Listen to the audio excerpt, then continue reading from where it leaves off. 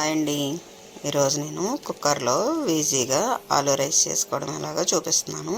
నేను ఆలుగడ్డ తీసుకున్నాను, టమాటా, పచ్చిమిరపకాయ, కొత్తిమీర, పుదీనా, కరివేపాకు అన్నీ శుభ్రం చేసుకొని ఇదిగో ఈ విధంగా కట్ చేసి పెట్టుకున్నాను అనమాట.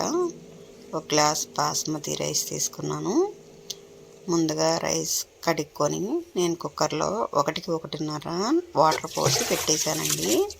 పెట్టేసిన తర్వాత వేరే ప్యాన్ తీసుకొని ఆ ప్యాన్లో మసాలా దినుసులు, అల్లం వెల్లుల్లి పేస్టు, మనం కోసుకున్న ఆలుగడ్డ, టమాటా, పచ్చిమిరపకాయ ఫ్రై చేసుకోవాలండి.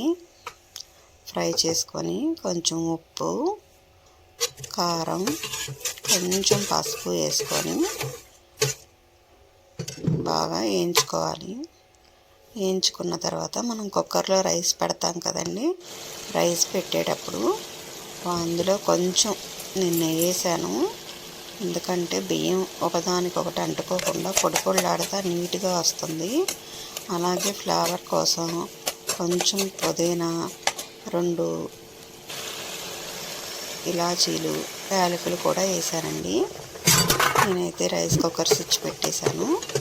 ఈలోపు ఇవి నేను స్టవ్ మీద వేయించుకుంటున్నాను. వేయించుకున్న తర్వాత దీన్ని తీసుకెళ్ళి కుక్కర్లో వేసేసానండి. రైస్ ఒకసారి కల తిప్పుకున్నాను. కల తిప్పుకొని కుక్కర్ మూత పెట్టాను.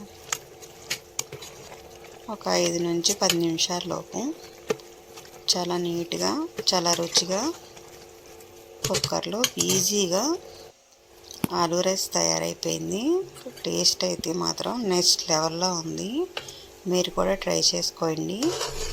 వీలైతే నచ్చితే లైక్ చేయండి, షేర్ చేయండి, సబ్స్క్రైబ్ చేసుకోవడం మర్చిపోమాకండి. Thank you.